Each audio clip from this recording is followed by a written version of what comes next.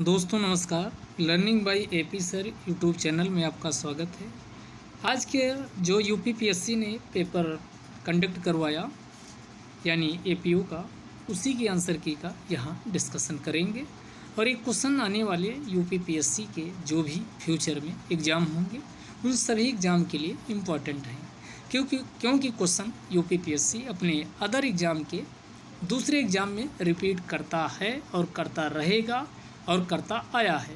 पहला क्वेश्चन पूछ रहा, वर्तमान में भारत में हेडलाइन मुद्रास्फीति आधारित है। ये क्वेश्चन प्रीवियस ईयर में यूपीपीएससी के शायद 2020 के पीसीएस में पूछा जा चुका था। इसका सही आंसर क्या हो जाएगा? कंबाइंड सीपीआई यानी संयुक्त उपभोक्ता मूल्य सूचकांक, इसी को कंबाइंड सीपीआई के नाम से जाना जाता, उसके आधार पे निकाला जाता है हेडलाइन इन्फ्लेशन। और इसके जिन लोगों को पीडीएफ चाहिए, learning by AP sir Telegram channel join नहीं किए हैं तो ज्वाइन करना ना भूलें, वहाँ पर इसकी पीडीएफ प्रोवाइड करा दी गई है। पंजाब के रोहतास दुर्ग का निर्माण किसने करवाया था? तो पंजाब के रोहतास दुर्ग का निर्माण शेरशाह सूरी के द्वारा करवाया गया था। तो इसका आंसर क्या हो जाएगा? दूसरे का ए, पहला वाला। अगला क्वेश्चन नंबर 3। और जब भी ऐसे क्वेश्चन आएँ और उसमें जनरल इन्फॉर्मेशन लिखी हो तो ज़्यादा दिमाग मत लगाइएगा, वहाँ पर दोनों स्टेटमेंट क्या होते? सही होते हैं। क्वेश्चन कथन क्या दिया गया? कथन दिया गया, जेनेटिक्स या आनुवंशिकता माता पिता से संतानों तक वंशानुगत प्रतिरूप में लक्षणों की भिन्नता का अध्ययन है। ये बिल्कुल बात सही है। अगला, क्योंकि रीजन दिया गया, वंशानुगत एक जनरेशन से दूसरी जनरेशन में लक्षणों के स्थानांतरण की प्रक्रिया को कहा जाता है। तो दोनों स्टेटमेंट सही हैं, इसकी सही व्याख्या भी करता है। तो इसका आंसर क्या हो जाएगा? बी ऑप्शन बिल्कुल सही हो जाएगा। अगला फिर पूछ रहा है कि उत्तर प्रदेश विधानसभा चुनाव 2022 में हुआ, उसमें विभिन्न राजनीतिक दलों ने जो सीटें जीती थी उसमें पूछा है कौन सा सुमेलित नहीं है? राष्ट्रीय लोकदल 8 सीटें, सुहेल देव भारतीय समाज पार्टी 5 नहीं बल्कि इसके द्वारा कितनी 6 सीटें जीती गई थी। तो यहाँ भी ऑप्शन गलत हो जाएगा। बाकी जनसंता दल लोकतांत्रिक 2 सही है। निर्बल इंडियन शोषित हमारा आम दल 6 सीटें जीता था। अगला क्वेश्चन पूछ रहा है कि भारत की संविधान स्वीकृति की तिथि जो कि संविधान की उद्देशिका में दी गई, जो उद्देशिका में दी गई ये कौन सी? तो ये 26 नवंबर 1949 को संविधान को अधिनियमित आत्मार्पित व अंगीकृत किया जाता है।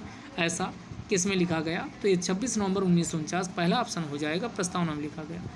अगला पूछ रहा है क्वेश्चन कौन सही सुमेलित नहीं है? ऐतिहासिक स्थल उत्तर प्रदेश के उनके जनपद पूछा है।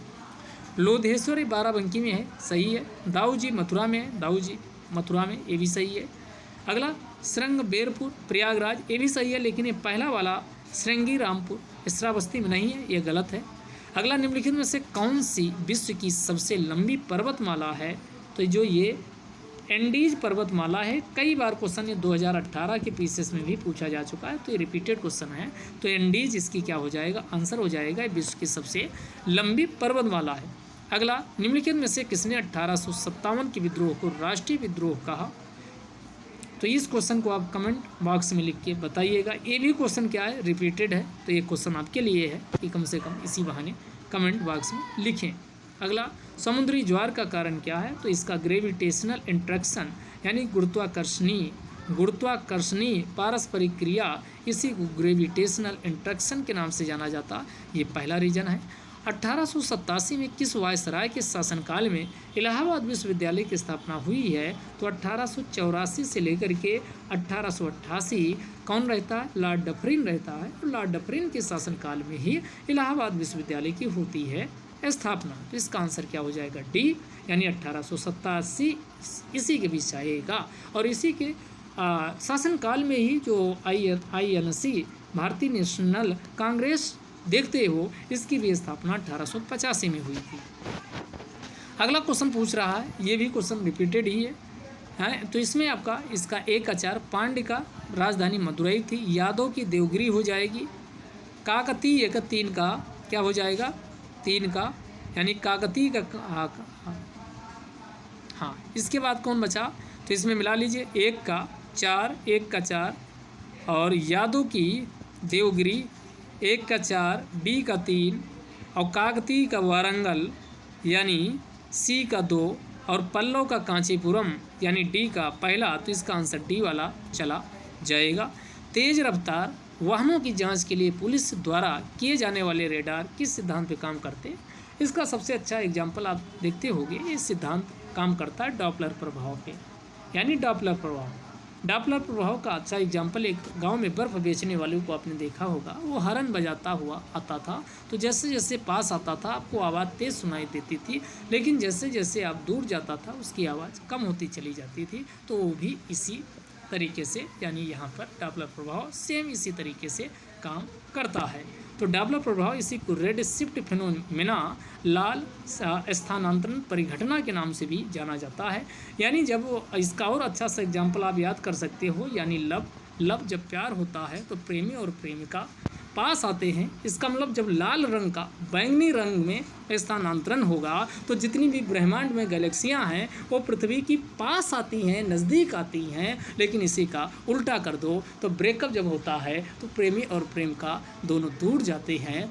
और इसका मतलब हुआ जब बैंगनी रंग का स्थानांतरण यानी लाल रंग में होता है तो उससे गैलेक्सियां दूर जाती हैं। तो ये जो कॉन्सेप्ट है, इसी कॉन्सेप्ट को किस नाम से जाना जाता है? डॉपलर प्रभाव के नाम से जाना जाता है।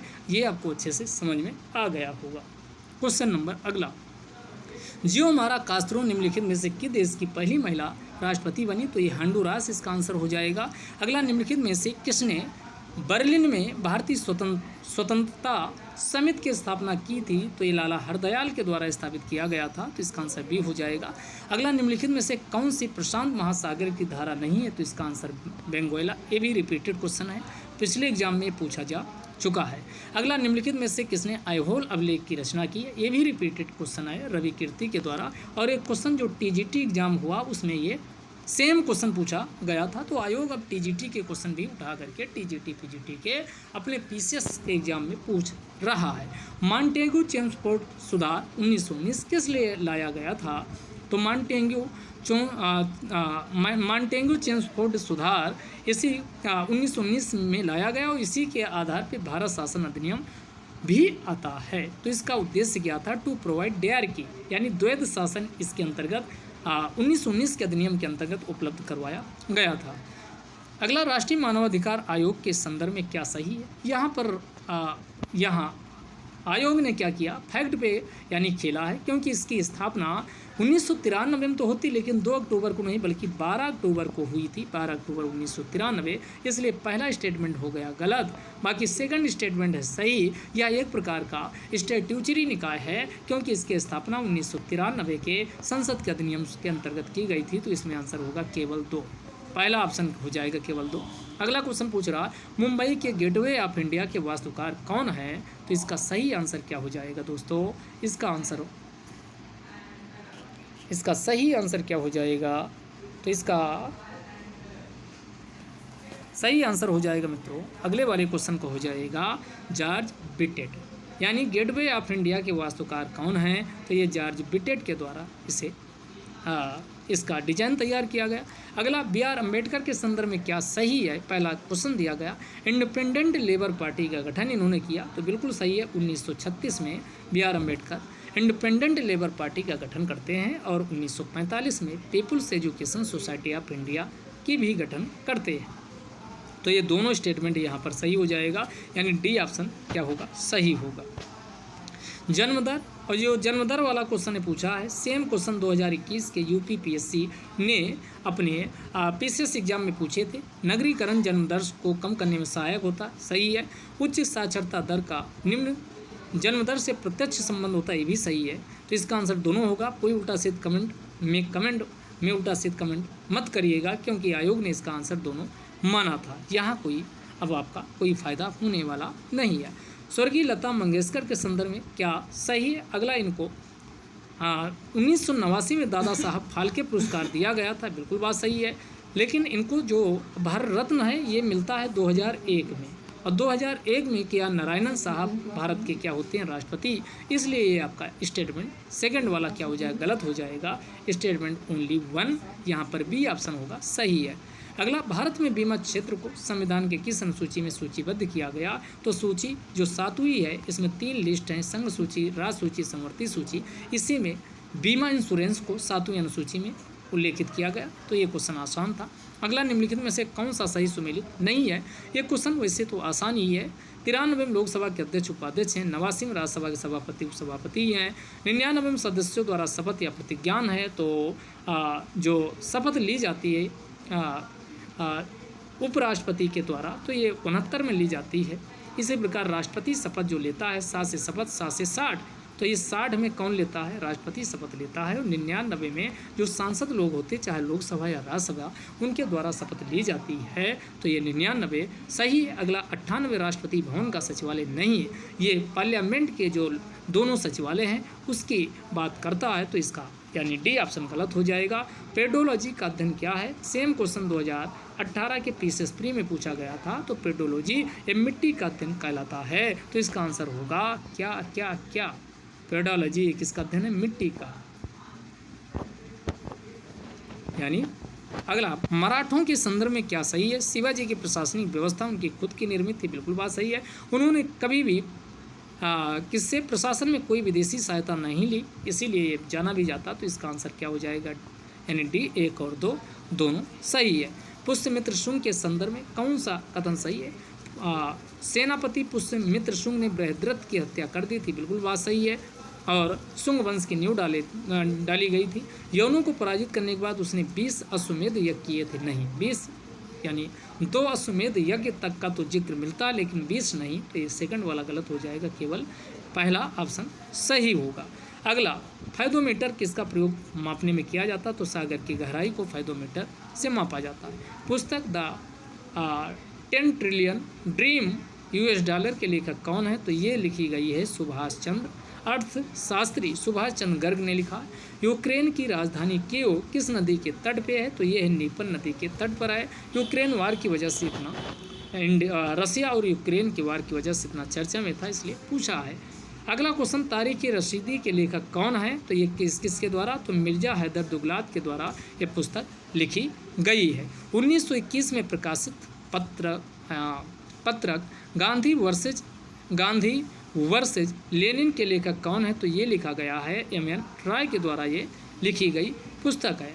अगला है, फिर इसमें पूछा है, इसमें मिला दीजिए।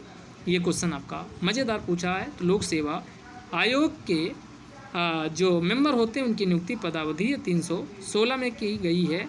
यानी A का 3 और A का 3 मिलाइए तो ये आपका मिल गया। B का पहला का मतलब क्या हुआ? B का पहला लोक सेवा की कृत्य, तो इसका 320 में है। लोक सेवा के व्यय, तो ये इसका 323 में है। उसके बाद लोक सेवा आयोग प्रतिवेदन, तो ये 322 में है। तो इसका आंसर क्या हो जाएगा? पहला वाला इसका सही जवाब हो जाएगा। निम्नलिखित में से किसको मई 2022 में भारत का थल सेनाध्यक्ष बनाया गया? आसान क्वेश्चन है। मनोज नरवणे के स्थान पे जनरल मनोज पांडे जी को बनाया गया था। अगला, 12वीं सीनियर पुरुष हॉकी चैंपियनशिप 2022 का खिताब किसके द्वारा जीता गया? तो हरियाणा ने इसको जीता है।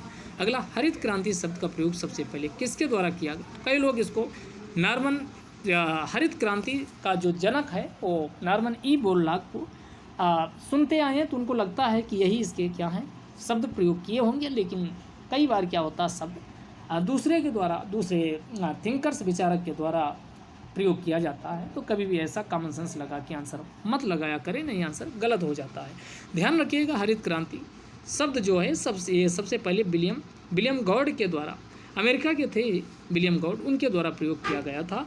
लेकिन हरित क्रांति का जो जनक है ये नॉर्मन ई बोरलॉग के हैं। भारत में जो हरित क्रांति आई है डॉक्टर स्वामीनाथन के द्वारा लाई गई, और स्वामीनाथन के अथक प्रयासों की वजह से ही 1987 में, याद रखिएगा, स्वामीनाथन को कौन सा पुरस्कार दिया गया था? तो ये हरित क्रांति से पुरस्कार हरित क्रांति यानी खाद्यान्न के क्षेत्र में जो पुरस्कार मिलता है उसे विश्व खाद्य पुरस्कार के नाम से जाना जाता है। तो इनको 1987 में MS स्वामीनाथन को विश्व खाद्य पुरस्कार से नवाजा गया था। अगला फिर शहर और दूसरी तरफ नदियाँ दी हैं। अगर इसमें एक भी पता होता तो आंसर आप पहुँच सकते थे। यहाँ पर कोलोन नदी और कोलोन शहर एक इसमें राइन नदी के किनारे है, यानी 1 का 4 बी ऑप्शन चला जाता और कुछ करने की ज़रूरत भी नहीं थी।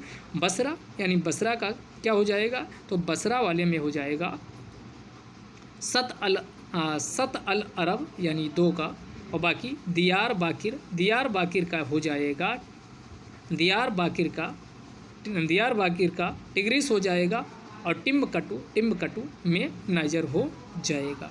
अगला क्वेश्चन कार्बन रेसे के संदर्भ में पूछा है कि कार्बन रेसे नए प्रकार के उच्च निष्पादन पदार्थ हैं। सही है, कार्बन रेसे इस्पात से प्रबल और एल्युमिनियम से हल्के होते, दोनों बात सही है। तो ये एक मिनट दोनों वाला भी इसमें ऑप्शन देखो, भी ऑप्शन से भी यहाँ खेला गया है, तो इसका 1 और 2 दोनों स्टेटमेंट क्या हो जाएगा भाई, सही हो जाएगा।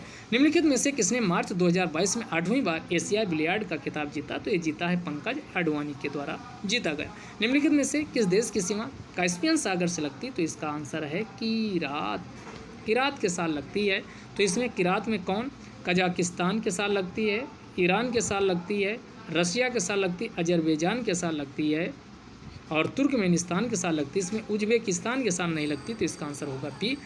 दिसंबर 2020 में नागपुर के वार्षिक कांग्रेस अधिवेशन में असहयोग आंदोलन के संबंध में प्रस्ताव किसने रखा था, तो ये चित्तरंजन दास के द्वारा रखा गया था। अफ्रीका में माउंट किलिमंजारो के संदर्भ में क्या सही है, तो ये अफ्रीका की सबसे ऊंची चोटी सही है।